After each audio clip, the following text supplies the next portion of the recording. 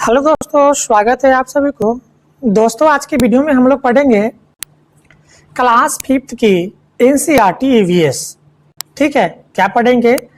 Class 5th की NCERT EVS पढ़ेंगे, पर्यावरण अध्ययन। ठीक है, और यह वीडियो आपके लिए बहुत ही हेल्पफुल वीडियो है, क्योंकि यदि आप सीटेट पेपर 1 की तैयारी करते हैं तो आपके पेपर सीटेट पेपर 1 में ईवीएस से आपका जो है ईवीएस से आपका 30 नंबर का प्रश्न पूछा जाता है आपका सीटेट पेपर 1 में ईवीएस से। ठीक है, जिसमें आपका 15 नंबर जो होती है कंटेंट से पूछा जाता है। ठीक है, 15 नंबर कंटेंट से पूछा जाता है और 15 नंबर आपका पेडागोजी से पूछा जाता है। ठीक है, तो आपको 30 में 30 नंबर लाने के लिए क्या करना है? कुछ नहीं, आप एनसीईआरटी का बुक जो होती है क्लास 3rd, क्लास 4th और class 5th, class 3rd, class 4th और क्लास 5th की एनसीईआरटी बुक को पढ़िए। ठीक है, एनसीईआरटी बुक को पढ़िए, इसके अलावा आप किसी चीज को फॉलो नहीं कीजिए। इसी में से ना आपका एग्जाम में पूछा जाता है क्लास 3rd, क्लास 4th और क्लास 5th तक की जो एनसीईआरटी की किताब है, इसी में से आपका ईवीएस का प्रश्न पूछा जाता है। इसके बाहर प्रश्न आपका नहीं पूछा जाता है। ठीक है, तो आप अच्छी तैयारी के लिए क्लास 3rd, क्लास 4th और क्लास 5th की एनसीईआरटी का किताब पढ़िए। ठीक है, इसके बाहर आपको प्रश्न देखने को नहीं मिलेगा। तो हम आपके लिए दोस्तों आज हम क्लास 5th की एनसीईआरटी बुक का पहला जो पार्ट है आपका कैसे पहचाना चींटी ने दोस्त को, यह आपका चैप्टर का नाम है। क्लास 5th की चैप्टर 1 है, क्लास 5th की ईवीएस का चैप्टर 1 है, जिसका नाम है कैसे पहचाना चींटी ने दोस्त को। ठीक है, और इस चैप्टर से आपको निश्चित रूप से 2-3 प्रश्न देखने को मिलेगा एग्जाम में। तो यह चैप्टर आपके लिए बहुत ही महत्वपूर्ण है। और आपको बता दूं दोस्तों, क्लास 5th की जितनी भी चैप्टर दिया हुआ है ईवीएस में, ठीक है, क्लास 5th की ईवीएस में जितने भी चैप्टर दिया हुआ है, सभी चैप्टर को आपको हम थ्योरी पढ़ा देंगे। ठीक है, थ्योरी पढ़ लेते हैं ना, तो आप निश्चित रूप से इसमें जितने भी प्रश्न बनेगा, यही सब प्रश्न आपको परीक्षा में देखने को मिलेगा। ठीक है, तो हम आपके लिए आज क्लास 1 है, शुरुआत है। आज क्लास 1 है, आपका चैप्टर 1 है, क्लास 5th की ईवीएस का चैप्टर 1 है। ठीक है, फिर इसके बाद 1 के बाद हम 2 लेकर आएंगे, चैप्टर 2, उसके बाद 3 लेकर आएंगे। इस तरह से आपका जितने भी चैप्टर दिया हुआ है क्लास 5th की ईवीएस में, वो सभी एक एक करके हम आपको समाप्त कर देंगे। ठीक है, थ्योरी पढ़ लीजिए, कॉन्सेप्ट क्लियर आपका हो जाएगा। निश्चित रूप से यहाँ से आपको प्रश्न देखने को मिलेगा भी। तो कुछ नहीं, आप एनसीईआरटी बुक पढ़ लीजिए, आपको इसके अलावा कुछ हम आपको पढ़ने के लिए नहीं कहेंगे। ठीक है, तो हम आपके लगातार क्लास 5th की आज चैप्टर 1 पढ़ा रहे हैं, कल चैप्टर 2 लेकर आएंगे, उसका देख एक करके आपका हम सारा चैप्टर को हम समाप्त कर देंगे। चैनल पर नए हैं तो चैनल को जरूर सब्सक्राइब कर लीजिएगा। तो चलिए शुरुआत करते हैं क्लास 5th की ईवीएस का चैप्टर 1 से। चैप्टर का नाम है, देख सकते हैं, चैप्टर का नाम है कैसे पहचाना चींटी ने दोस्त को। यहां देखिए, बच्चे हैं, उसके ऊपर पक्षी है। ठीक है, यहां कहता है कि क्या तुम्हारे साथ कभी ऐसा हुआ है, तुम स्कूल के मैदान में बैठे खाना खा रहे हो और चील आकर फुर्ती से तुम्हारी रोटी ले गई। अब यहाँ देख सकते हैं, पिक्चर में देखिए, पिक्चर में क्या है कि बच्चे जो है बैठकर खाना खा रहे हैं। ठीक है, और एक चील उड़ती हुई आई और बच्चे के हाथों से रोटी को झपक करके भाग गया। ठीक है, भाग गई। ठीक है, चील पिक्चर में देख सकते हैं, यहाँ पे पिक्चर में देख सकते हैं, बच्चे खाना बैठकर खा रहे हैं और एक चील आती है और बच्चे के हाथों से रोटी को झपट करके और चली जाती है। ठीक है, फिर दूसरा पिक्चर में देख सकते हैं, दूसरा पिक्चर में है कि एक कुत्ता जो है ना सोया हुआ है। ठीक है, और एक कुत्ता सोया हुआ है और उसके बगल से एक बालक गुजर रहे हैं। तो बालक गुजर रहे हैं तो कुत्ता जो है उस बालक को देखकर अपने कान को खड़े कर लेते हैं। ठीक है, पिक्चर में देख सकते हैं, यहाँ पिक्चर में देख सकते हैं, एक कुत्ता है बैठा हुआ है। ठीक है, और उसके बगल से बालक गुजर रहे हैं। तो कुत्ता जैसे ही उस बालक को देखता है, तो बालक को देखते ही कुत्ते जो है ना अपने कान को खड़े कर लेते हैं। ठीक है, तो इस पाठ में जो है क्या समझ रहे हैं इस पाठ से कि जितने भी जीव जंतु होते हैं उनको देखने और उसका देखने का जो होते हैं उनका देखने का और उसके बोलने का, किसी चीज को पहचानने की सब में क्या है, सभी जीव जंतु में लक्षण होती है। ठीक है, खाते समय तुम से कुछ मीठा जमीन पर गिर गया है, कुछ ही पल में वहां चींटियां झुंड इकट्ठा हो गया है। ठीक है, खाते समय तुमसे कुछ मीठा जमीन पर गिर गया और कुछ ही पल में वहां चींटियां का झुंड क्या हो जाता है, इकट्ठा हो जाता है। ठीक है, आप देखते हैं कि खाते समय को आप कुछ मीठे सामान खा रहे हैं, मीठे चीज को खा रहे हैं, और आपके खाते समय आपके हाथे से कुछ मीठे सामान जब नीचे गिर जाता है ना, तो क्या है कि वहां पर कुछ चींटियां आकर के है झुंड में इकट्ठा हो जाती है। ठीक है, ऐसा क्यों होता है, ऐसा क्यों होता है, सोचकर बताइए। तो देखिए, जानवरों में भी देखने, सुनने और सूंघने की क्या है, शक्ति होती है। जानवरों में भी देखने, सूंघने और महसूस करने की क्या होती है, क्षमता होती है। सभी जीव जंतु में देखने की, सूंघने की और महसूस करने की क्या होती है, क्षमता होती है। तो यहाँ से एक क्वेश्चन यहाँ बन गया है वो कि सभी जीव जंतुओं में क्या है, सूंघने की, सुनने की और महसूस करने की शक्ति होती है, क्षमता होती है। कोई जानवर मीलों दूर से शिकार को देख सकता है। कोई जानवर जो होता है हमसे मीलों दूर से शिकार को क्या है, देख सकता है। कोई हल्की से हल्की आहट को भी सूंघ लेता है। कोई जानवर अपने साथी को सूंघकर ढूंढ लेता है। ठीक है ना, अजब जानवरों की गजब दुनिया। देखिए, यहाँ पर जानवरों के बारे में कहा जा रहा है कि कुछ जानवर जो होते हैं वह मीलों दूर से शिकार को देख लेता है। ठीक है, कुछ जानवर ऐसे होते हैं जो हल्की सी आवाज के यानी आहट से सुन लेता है। ठीक है, कुछ जानवर ऐसे होते हैं जो अपने साथी को सूंघकर उसको ढूंढ लेता है। ठीक है, तो ये सब जो जानवरों में देखने, सूंघने और सुनने की और महसूस करने की क्या है, सबकी अपनी क्या है, एक तरीका है। अब यहाँ पे कैसे पहचाना साथी को, यहाँ पर एक दिया हुआ है कि कैसे पहचाना साथी को। एक चींटी अपने रास्ते चली जा रही थी, अचानक अपने सामने दूसरी टोली की चींटियों को देखकर वह झट से अपने बिल की तरफ आपस दौड़ी आई। एक चींटी जो है अपने रास्ते में चली जा रही थी, अचानक अपने सामने दूसरी टोली की चींटी को देखकर वह झट से अपने बिल के पास क्या है, दौड़ी और वापस आ जाती है। बिल के बाहर पहरा दे रही चींटी उसे पहचान लिया। देखिए, चींटी में जो होता है ना, एक सिपाही चींटी होती है जिसकी काम होती है बिल की रक्षा करना। ठीक है, सिपाही चींटी जो होती है ना, वह बिल की रक्षा करती है।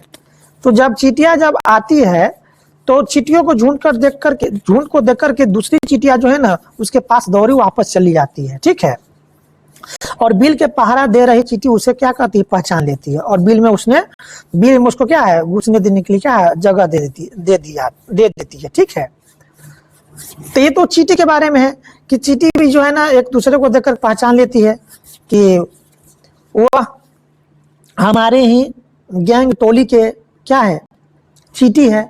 तो उनको देख कर के ही क्या है, पहचान लेती है और उसको वापस दौड़े उसके पास जाती है और बिल में उसे जाने के लिए क्या है, घुसने के लिए क्या है, रास्ता दे देती है। तो क्या पढ़ी, तो हम चींटी के बारे में पढ़े कि चींटी भी जो है ना अपने साथियों को क्या है, उसको देख करके क्या है, पहचान लेती है। सोचो और बताओ, चींटी को कैसे पता चला कि सामने वाला चींटी दूसरी टोली की है। अब देखिए, यहाँ पर सोचकर बताइए कि चींटी को कैसे पता चला कि सामने वाले जो चींटी है वह उसी चींटी की टोली क्या है। पहरेदार चींटी ने इस चींटी को कैसे पहचाना। पहरेदार जो एक सिपाही चींटी होती है जो बिल के क्या है, सुरक्षा करती है, तो वो चींटी किस तरफ, ये चींटी जो है ना किस तरह पहचानी कि मेरे ही टोली क्या चींटी है, कैसे पहचानी। देखिए, करके देखो और लिखो। चीनी के कुछ दाने, गुड़ या कोई मीठी चीज जमीन पर रखो, अब इंतजार करो चींटियां के आने का। चींटी कितने देर में आई, इसको लिखना है। क्या सबसे पहले एक चींटी आई या सारा झुंड इकट्ठा आया। चींटियां खाने की चीज क्या करती है, चींटियां खाने की चीजें को क्या करती है, वे उस जगह से कहाँ जाती है और क्या वे एक दूसरे से पीछे कतार में चलती है।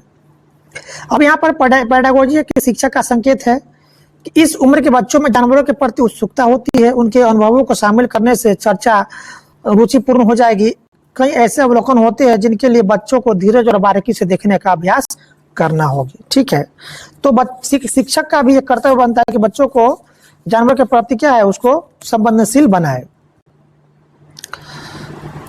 अब यहाँ पर अब ध्यान से, बिना किसी चींटी को नुकसान पहुंचाए उस कतार के बीच में पेंसिल से कुछ देर चिटिया को रास्ता को रोको।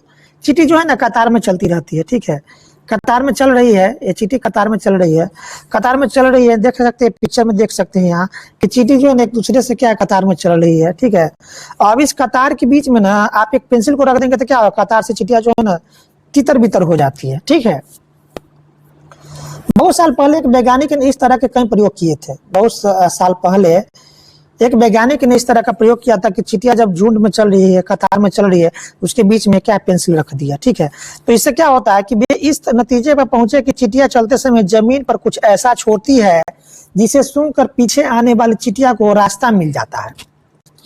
देखिए, चींटी कतार में क्यों चलती है, यहाँ से एक प्रश्न बन गया कि चींटी कतार में क्यों चलती है। देख सकते हैं पिक्चर में, देख सकते हैं यहाँ पर कि चींटी जो है ना एक दूसरे के कतार में चल रही है ना, चल रही है कतार में। ऐसा क्यों चलती है, कतार में क्यों चलती है, कारण क्या है? तो क्या आप बता सकते हो कि जब तुमने पेंसिल से चींटी को रास्ता रोका तब उनके ऐसा व्यवहार का कारण क्या था? जब चींटी कतार में चल रही है तो उसके बीच में जब पेंसिल रख देते हैं तो चींटियां क्या होती है, तितर बितर हो जाती है, लाइन तोड़ करके एक दूसरे से क्या होती है, अलग हो जाती है। ऐसा क्यों होती है? तो कुछ नर कीड़े जो होते हैं, कुछ नर कीड़े अपने मादा कीड़ों की गंध से उसे पहचान लेता है। ठीक है, अब यहाँ पर एक आपको हम आंसर बता देते हैं कि चींटियां जो है कतार में ही क्यों चलती है, इसका कारण क्या है?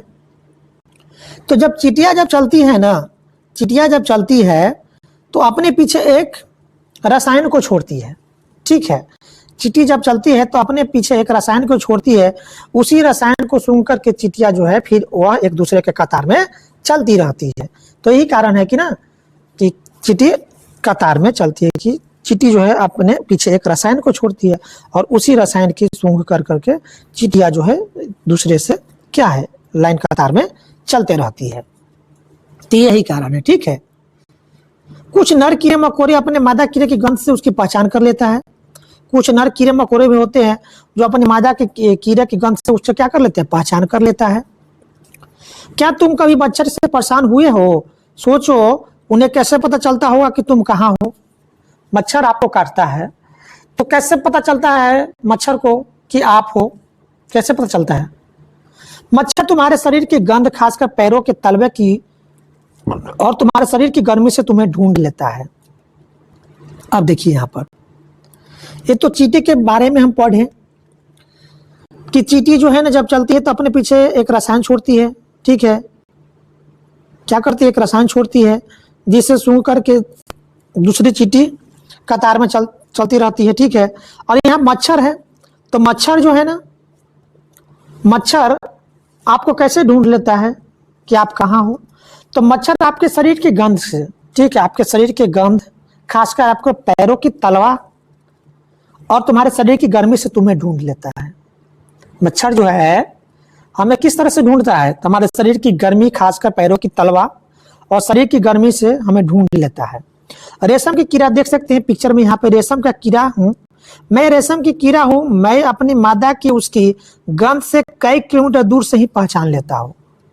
रेशम की कीड़ा भी जो है ना अपनी मादा को उसकी कई किलोमीटर गंध से ही क्या कहता है, पहचान लेता है। ठीक है, तो रेशम की कीड़ा भी क्या है, अपनी मादा को कैसे पहचानती है? तो अपनी मादा को उसकी गंध से, मादा की उसकी गंध से पहचान लेती है रेशम की कीड़ा कि वहां पर वह मौजूद है। ठीक है, तो हर जानवर, हर पशु पक्षी में क्या है, पहचान करने की एक अलग अलग अपनी क्या होती है, उसकी प्रक्रिया होती है। तो मच्छर की क्या है पहचान करने, कैसे पहचानता है मच्छर? तो हमारे शरीर की गर्मी, खासकर पैरों की तलवे और शरीर की गर्मी से मुझे ढूंढ लेता है। शरीर की गंध से, खासकर पैरों की तलवा और शरीर की गर्मी से मुझे ढूंढ लेता है। तो ये होता है मच्छर की पहचान करने का तरीका। ठीक है, उसके बाद क्या तुमने कभी किसी कुत्तों को इधर उधर सूंघते देखा है? सोचो कुत्ता क्या सूंघता होगा। देख सकते हैं पिक्चर में कुत्ता है। ठीक है, तो कुत्ता जो है ना, कभी कभी क्या होता है कि किसी चीज को ढूंढने के लिए क्या है, वह किसी चीज को सूंघता है, ठीक है।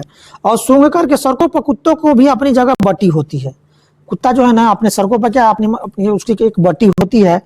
एक कुत्ता दूसरे कुत्ते के मलमूत्र की गंध से जान लेता है, ठीक है। एक कुत्ता जो है दूसरे कुत्ता की मलमूत्र से क्या करता है, पहचान लेता है, जान लेता है कि उसके इलाके में कोई बाहरी कुत्ता आया था। देखिए, कुत्तों को भी जानने पहचानने की एक क्षमता होती है। एक कुत्ता अपने क्षेत्र में कैसे पहचान लेता है कि दूसरे कुत्ता हमारे क्षेत्र में आया है। एक कुत्ता किस तरह दूसरे कुत्ता को पहचान लेता है कि वह कुत्ता मेरे क्षेत्र में आया है। तो कुत्तों की एक बटी होती है, उस बटी को क्या है, कुत्ते की इस बटी को क्या है, दूसरा कुत्ता जो है सूंघ करके जान लेता है कि हमारे इलाके में बाहर से कोई कुत्ता आया था, ठीक है। तो ये था कुत्ते की पहचानने की भी क्षमता होती है। कैसे पहचानती है, तो कुत्ते की जो बटी होती है, मलमूत्र होती है, उसको सूंघ करके कुत्ता पहचान लेता है कि हमारे इलाके में कोई बाहरी कुत्ता आया है। देख सकते हैं पिक्चर में कि कोई एक कुत्ता है, इस बटी को क्या है, सूंघ रहा है, मलमूत्र को सूंघ रहा है। इससे पहचान लेगा कि हमारे इलाके में कोई बाहरी कुत्ता आया था, ठीक है। तो ये तो जीव जंतु की पहचानने की अपनी क्या होती है, इसका क्षमता है। हम कुत्तों के सूंघने की शक्ति का इस्तेमाल कहाँ कहाँ करते हैं, ये तो बच्चे से पूछा जा रहा है, ठीक है। अब यहां पर देखिए,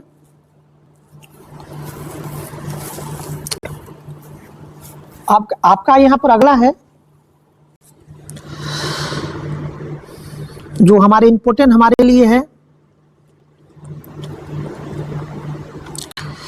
चील, बाज और गीद जैसे पक्षी हमसे 4 गुना ज्यादा दूर से देख पाते हैं। ये क्वेश्चन बहुत इंपॉर्टेंट है, परीक्षा में पूछा भी जाता है। यहां से क्वेश्चन, कौन ऐसा पक्षी है जो हमसे 4 गुना ज्यादा दूर देख सकता है। प्रश्न यहीं से बना देगा आपको कि कौन ऐसा पक्षी है जो हमसे 4 गुना अधिक दूर देख पाता है। तो यहाँ पर पक्षी आपका चील है। कौन है, चील।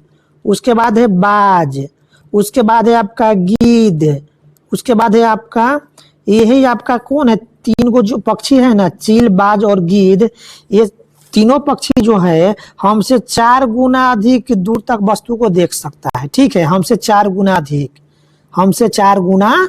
अधिक दूर से क्या है, वस्तु को क्या है, किसी चीज को देख सकता है। कौन कौन पक्षी, तो आपका चील, बाज और गीद, ठीक है। यहीं से को प्रश्न बना देगा कि कौन ऐसा पक्षी है जो हमसे 4 गुना अधिक दूर के वस्तु को देख पाता है। तो चील, बाज और गीद।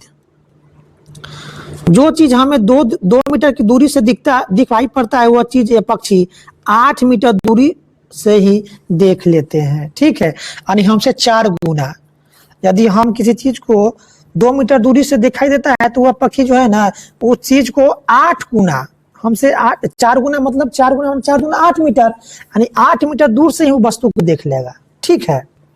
तो यह किस पक्षी में देखने की क्षमता होती है, तो चील, बाज और गीद में। चील, बाज और गीद में जो है हमसे 4 गुना अधिक दूर के वस्तु को देखने की क्षमता होती है, ठीक है। यदि हम किसी वस्तु को 2 मीटर की दूरी से देखते हैं ना, तो उसी चीज को चील, बाज और गीद जो है 8 मीटर दूर से ही देख लेगा। यानी हमसे 4 गुना अधिक क्षमता होती है उसको देखने का। हमसे 4 गुना अधिक दूरी की क्षमता होती है किसी वस्तु को देखने का, ठीक है। किसमें, चील, बाज और गीद में। तो इस पॉइंट को आप याद रखिएगा, चील, बाज और गीद जैसे पक्षी हमसे 4 गुना ज्यादा दूर से देख पाते हैं। जो चीज हमें 2 मीटर की दूरी से दिखाई पड़ती है, वही चीज ये पक्षी हमसे 8 मीटर की दूरी से देख लेते हैं। ये देखिए यहाँ से प्रश्न आपको पूछ देगा कंटेंट में, ठीक है। इस पॉइंट को अंडरलाइन करके आप याद भी कर लीजिए या नोट कर लीजिए। अब यहाँ पर देखिए मजेदार और बात,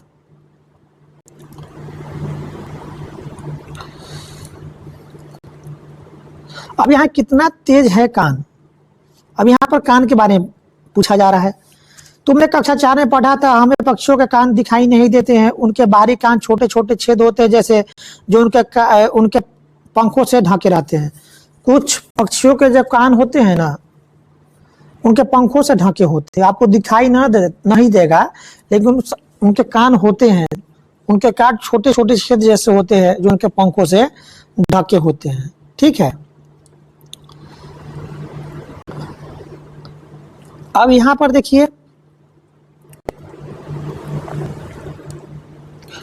सांप भी कुछ ऐसे सुन पाते हैं, उसके बाहरी कान नहीं होते हैं। सांप का क्या बाहरी कान नहीं होता है। ठीक है, सांप का बाहरी कान नहीं होता है, सांप का कान ही नहीं होता है। जमीन पर हुए कंपन को ही वो सुन पाता है, जमीन पर हुए कंपन को ही वो सुन पाता है। ठीक है, कौन? सांप। सांप की बाहरी कान नहीं होता है। अब यहाँ पर है आवाजें अलग अलग, आवाजें अलग अलग।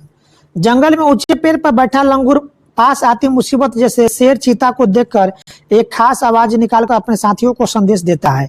इस काम के लिए पक्षी भी खास आवाजें निकालती है। ठीक है, जंगल में ऊंचे पेड़ पर बैठे लंगूर अपने पास आती मुसीबत को देख करके क्या करता है, एक खास तरह की आवाज निकालता है।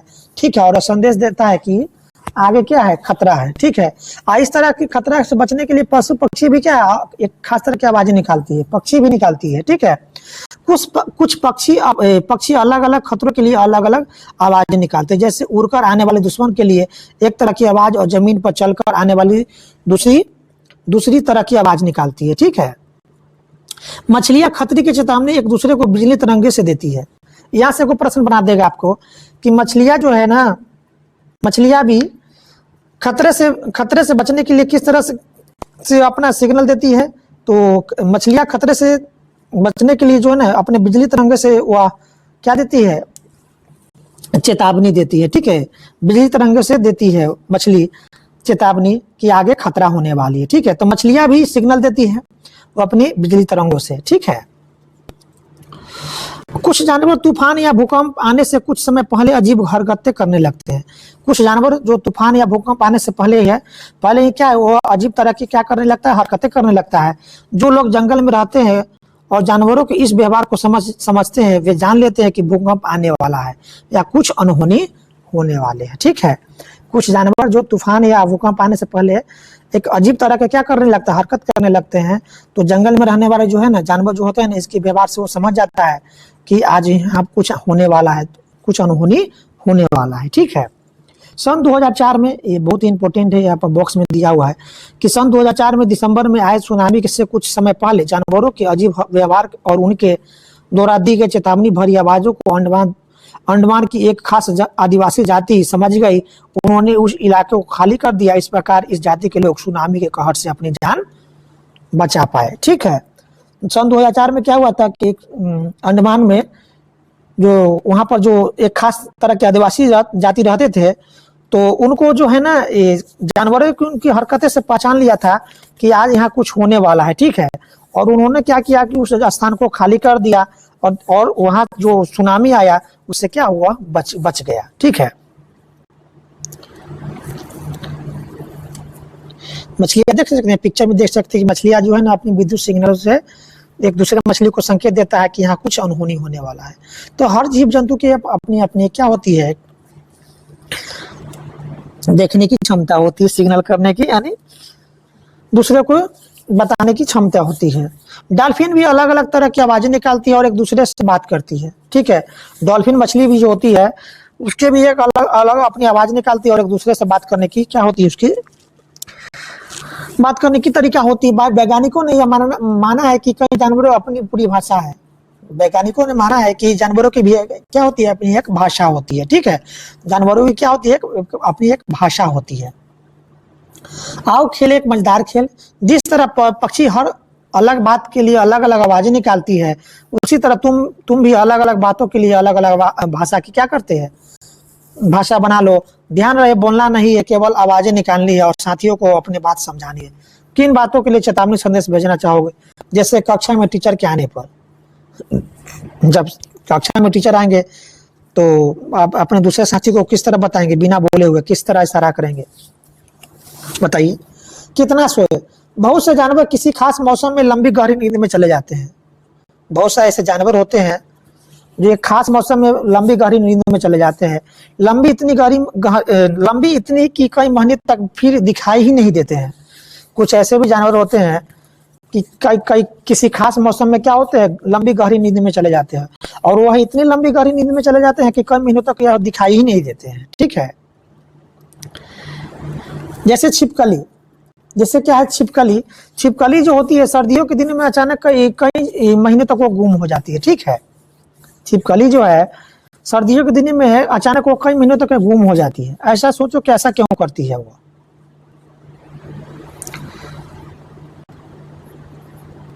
अब यहाँ पर स्लॉथ, तो छिपकली के बारे में यदि पूछ देगा कि कौन ऐसा जो आपका जानवर है जो सर्दी के मौसम में कई महीनों तक दिखाई नहीं देती है, तो आपका है छिपकली। ठीक है, कौन सा है आपका जानवर, आपका छिपकली है। ठीक है, छिपकली जो है एक खास मौसम में लंबी गहरी नींद में चली जाती है, जो कई महीनों तक क्या है गुम रहती है, दिखाई ही नहीं देती है। ठीक है, किस मौसम में, तो सर्दी के मौसम में, याद रखिएगा इस बात को। अब यहाँ पढ़ेंगे स्लॉथ के बारे में, बहुत ही इंपॉर्टेंट है, यहाँ से प्रश्न बनता भी, हर बार पूछा जाता है यहाँ से प्रश्न आपका सीटेट की ईवीएस के प्रश्न में। ठीक है, सीटेट की ईवीएस में यह प्रश्न पूछा जाता है आपका। देखिए स्लॉथ पिक्चर में देख सकते हैं, यह स्लॉथ है, पेड़ पर यहाँ पर देख सकते हैं लटका हुआ है। ठीक है, स्लॉथ के बारे में पढ़िए, यह भालू जैसे दिखते हैं, देख सकते हैं ना, यह स्लॉथ है, यह क्या भालू जैसा दिख रहा है, लेकिन यह भालू होता नहीं है। ठीक है, भालू जैसा यह दिख रहा है, लेकिन क्या है, भालू होता नहीं है। यह दिन के करीब 17 घंटे पेड़ से उल्टे सिर लटक कर मस्ती से सोता है। यहीं से को प्रश्न बना देगा आपका एग्जाम में कि स्लॉथ के बारे में बताइए। स्लॉथ 17 घंटा सोता है, ऑप्शन ए को दे देगा। स्लॉथ 40 घंटा सोता है, ऑप्शन थर्ड बना देगा 50 घंटा सोता है। लेकिन सारा ऑप्शन में आपका एक ही ऑप्शन सही रहेगा, वो 17 घंटा। तो 17 घंटा यहाँ याद रखिए कि स्लॉथ जो है ना दिन के करीब 17 घंटा पेड़ से उल्टे लटक कर सोता है। ठीक है, स्लॉथ जो है वह एक दिन में करीब कितने घंटा सोता है, 17 घंटा। कितने घंटा सोता है, 17 घंटा, याद रखिएगा 17 घंटा जो है स्लॉथ एक पेड़ पर उल्टा लटक कर मस्ती से सोता है पूरे दिन 17 घंटे जो है ना, वह जो है करीब 17 घंटे पेड़ से उल्टे सिर लटक कर जो है ना मस्ती से सोता है। कौन, स्लॉथ, देख सकते हैं पिक्चर में 17 घंटा सोता है, दिन के करीब कितना घंटा, 17 घंटा उल्टे सिर करके मस्ती से पेड़ पर सोता है। ये जिस पेड़ पर रहता है ना उसी के पत्ते खाकर पलता है। यही पर क्वेश्चन बना देगा, स्लॉथ के बारे में बताइए। तो स्लॉथ जो है ना 40 घंटा सोता है। ठीक है, 40 घंटा उल्टे सिर लटक कर पेड़ पर मस्ती से सोता है स्लॉथ 40 घंटा। ठीक है, 40 घंटे पेड़ से उल्टे लटक कर सोता है। उसके बाद जिस पेड़ पर रहता है उसी पेड़ के पत्ते को खाता है। कौन, स्लॉथ। ये देख सकते हैं जिस पेड़ पर लटका हुआ है ना इसी पेड़ के पत्ते को खाता है, इसलिए इन्हें कहीं और जाने की जरूरत नहीं पड़ती है। इन्हें कहीं जाने की जरूरत नहीं पड़ती है क्योंकि वो जिस पेड़ पर रहता है ना उसी पेड़ के पत्ते को खाता है। जब वे अपने पेड़ के सारे पत्ते खा लेते हैं तभी वे पास के पेड़ पर जाते हैं। लगभग 40 वर्ष के अपने पूरे जीवन में मुश्किल से 8 पेड़ पर घूमने का तकलीफ उठाता है।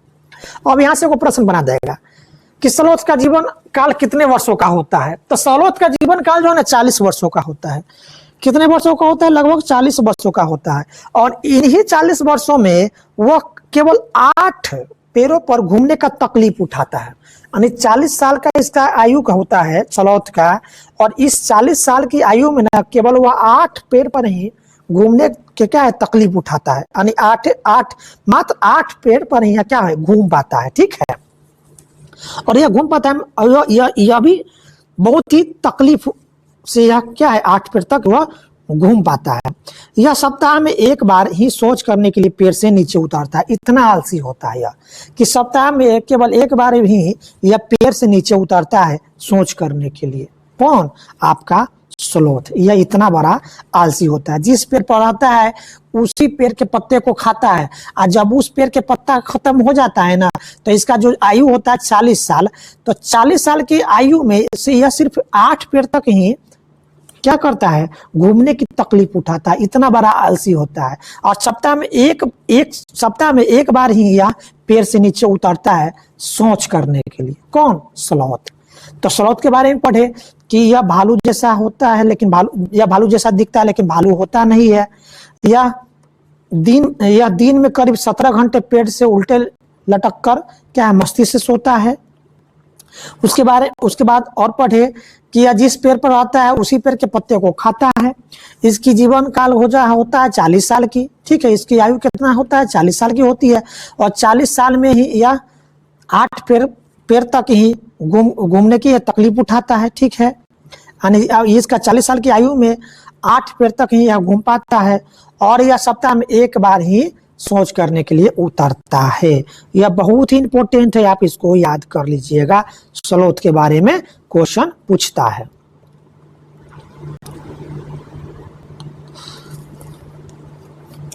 अब यहां पर दिया हुआ है छिपकली जो है ना सर्दियों के दिन में कई महीनों तक गुम हो जाता है, ठीक है।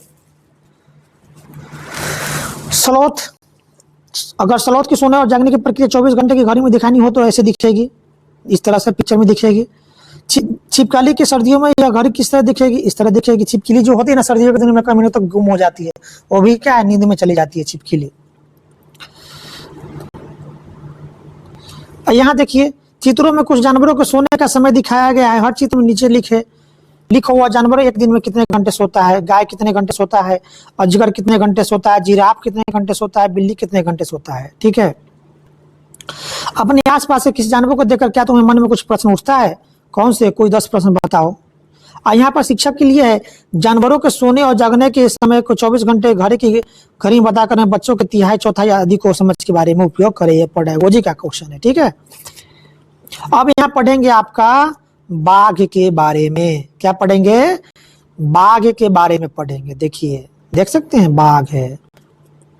यहां से प्रश्न बनता है, प्रश्न पूछता है भी है आपके एग्जाम में बाघ से, ठीक है। बाघ से संबंधित प्रश्न पूछ देगा, जानवर से संबंधित प्रश्न पूछेगा जिसमें बाघ से भी पूछता है प्रश्न आपका। बाघ अंधेरे में हमसे 6 गुना बेहतर देख सकता है। बाघ जो है ना, बाघ अंधेरे में हमसे 6 गुना बेहतर देख सकता है, ठीक है। बाघ जो है ना अंधेरे में हमसे 6 गुना बेहतर देख सकता है। बाघ की मूंछ हवा में हुए कंपन को भाप लेती है। बाघ के जो मूंछ होता है ना आगे, जो अपनी मूंछों से हवा में हुए कंपन को क्या कर लेती है? भाप लेती है और उसे शिकार की बिल्कुल सही स्थिति का पता चल जाता है। इससे इन्हें अंधेरे में रास्ता ढूंढने में भी मदद मिलती है, ठीक है। बाघ के जो मूंछ है ना, उसी मूंछ से क्या है कि वह क्या है अपने शिकार को भाप लेती है, ठीक है। और इससे इन्हें अंधेरे में रास्ता ढूंढने में भी मदद मिलती है उसकी मूंछ से, ठीक है। बाघ अपने इलाके में मूत्र करके अपनी गंध छोड़ते जाते हैं। यह इलाका कई किलोमीटर बड़ा हो सकता है। एक बाघ किसी दूसरे बाघ के मूत्र की गंध को झट से पहचान लेता है और फिर उस इलाके में घुसना है या नहीं यह तो उस बाघ की ही मर्जी है, ठीक है। बाघ भी क्या करता है, एक बाघ किसी दूसरे बाघ को उसके मूत्र की गंध को झट से पहचान लेता है, फिर उस इलाके में घुसना है या नहीं यह तो उस बाघ की मर्जी पर डिपेंड करता है। बाघ मौके के अनुसार अपनी आवाज बदलता है। बाघ जो है ना अपने मौके के अनुसार क्या करती है? आवाज बदलता रहता है। गुस्से में अलग आवाज और बाघिन को बुलाना हो तो अलग आवाज निकालता है। बाघ जब गुस्साता है ना तो उसकी आवाज दूसरा अलग तरह की निकालता है। और जब बाघ अपनी बाघिन को बुलाना होता है तो एक अलग तरह की आवाज निकालता है। कभी कभी कहराना तो कभी गुर्राना, कभी कहराना तो कभी गुर्राना। बाघ का गुर्राना 3 किलोमीटर दूर तक सुना जा सकता है, ठीक है। बाघ का गुर्राना जो है ना कितने किलोमीटर तक दूर तक सुना जा सकता है? तो बाघ का गुर्राना जो है आपका 3 किलोमीटर दूर तक सुना जा सकता है, ठीक है। याद रखिएगा इस बात को। बाघ हवा से पत्तों के हिलने और शिकार के झाड़ियों में हिलने से हुई आवाज में अंतर को भाप लेता है। बाघ जो है हवा से पत्तों के हिलने और शिकार के झाड़ियों में हिलने से हुई आवाज को क्या कर लाता है? भाप लेता है। बाघ के दोनों कान बाहर की आवाज इकट्ठा करने के लिए अलग अलग दिशाओं में बहुत ज्यादा घूम भी जाते हैं। बाघ के जो दोनों कान होता है ना, बाहर के जो दोनों कान होती है आवाज को इकट्ठा करने के लिए और अलग अलग दिशाओं में बहुत ज्यादा क्या है घूम जाता है। और ये तो बाघ के बारे में पढ़े कि बाघ जो है ना हमसे 6 गुना बेहतर देख सकता है, ठीक है। तो ये अभी बाघ के बारे में हम पढ़े, ठीक है। अब यहाँ पर देखिए, यहाँ पर दिया हुआ है, यहाँ पर बहुत ही बढ़िया है, आपके एग्जाम में पूछा जाता है, क्वेश्चन है कि क्या तुम जानते हो कि हाथी को उसके दांतों, गेंडों को उसके सींग और सिर, मगरमच्छ और सांप को उनकी खाल के लिए मार दिया जाता है। हाथी का दांत जो है ना बहुत कीमती होता है, तो हाथी को क्यों मारा जाता है? उसके दांत के लिए। गेंडों को मारा जाता है उसके सींग के लिए। शेर और मगरमच्छ को और सांप को उनकी खाल के लिए मार दिया जाता है, ठीक है। कस्तूरी हिरण को थोड़ी सी खुशबू के लिए मार दिया जाता है, ठीक है। कस्तूरी हिरण सेंट बनाने के लिए ना, इत्र बनाने के लिए कस्तूरी हिरण को थोड़ी सी खुशबू के लिए मार दिया जाता है। जानवरों को मारने वाले लोगों को शिकारी कहते हैं, ठीक है। कस्तूरी हिरण को मार करके क्या बनाया जाता है? इत्र बनाया जाता है, ठीक है। इत्र को बनाने के लिए कस्तूरी हिरण को थोड़ा सा खुशबू के लिए उसको मार दिया जाता है। हाथी को क्यों मारा जाता है? दांत के लिए, उसके दांत बहुत ही कीमती होता है। गेंडों को उसके सींग के लिए मारा जाता है, ठीक है। गेंडों को क्यों मारा जाता है? उसके सींग के लिए। उसके सींग क्या होते हैं? कीमती, बाजारों में उसकी सींग को क्या तस्करी होता है। हाथी के दांत को भी तस्करी किया जाता है, ठीक है। इनके दांत जो है ना बहुत कीमती होते हैं, बहुत कीमत क्या होता है, इनके दांत को बहुत कीमत बाजारों में बहुत कीमत में बिकी जाती है, ठीक है। तो इनके दांतों के लिए हाथी को मारा जाता है, और गेंडे को सींग के लिए मारा जाता है। शेर और मगरमच्छ और सांप को उनकी खाल के लिए मारा जाता है, और कस्तूरी हिरण को उसकी खुशबू के लिए मारा जाता है, ठीक है। कस्तूरी हिरण का खुशबू के लिए इसलिए मारा जाता है कि कस्तूरी हिरण में एक इस तरह का खुशबू पाया जाता है जो उसका उपयोग जो है इत्र बनाने में किया जाता है, ठीक है। और जानवरों को मारने वाले को क्या कहते हैं? शिकारी कहते हैं। हमारे देश में बाघ और अन्य कई जानवरों की गिनती इतनी कम हो गई है कि इनके लुप्त हो जाने का खतरा है। हमारे देश की सरकार इन्हें बचाने के लिए बहुत से जंगलों और सुरक्षा दे रही है, जैसे उत्तराखंड का जिम कॉर्बेट नेशनल पार्क और राजस्थान के भरतपुर जिले में घाना। इन जंगलों में जानवरों और शिकार करना क्या है? मना है। यहाँ लोग जानवरों या जंगल में कोई नुकसान नहीं पहुंचा सकता है। अब यहाँ से वो प्रश्न बन जाएगा कि जिम कॉर्बेट नेशनल पार्क कहाँ है? जिम कॉर्बेट नेशनल पार्क कहाँ है? उत्तराखंड में। यहीं से वो क्वेश्चन बना देगा आपका। फिर उस क्वेश्चन बना देगा कि भरतपुर घाना पार्क कहाँ है? तो आपका राजस्थान में है। याद रखिएगा, प्रश्न बना देगा यहीं से, और यहीं से क्वेश्चन बनता भी है।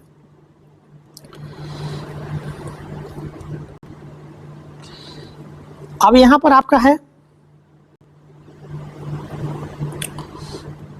तो इस तरह से आपका जो है इसमें जितने भी इंपॉर्टेंट आपका दिया हुआ था कंटेंट, जो आपके परीक्षा में पूछा जाता था आपके एग्जाम में, ठीक है, वो सभी कंटेंट आपका महत्वपूर्ण समाप्त हुआ, ठीक है।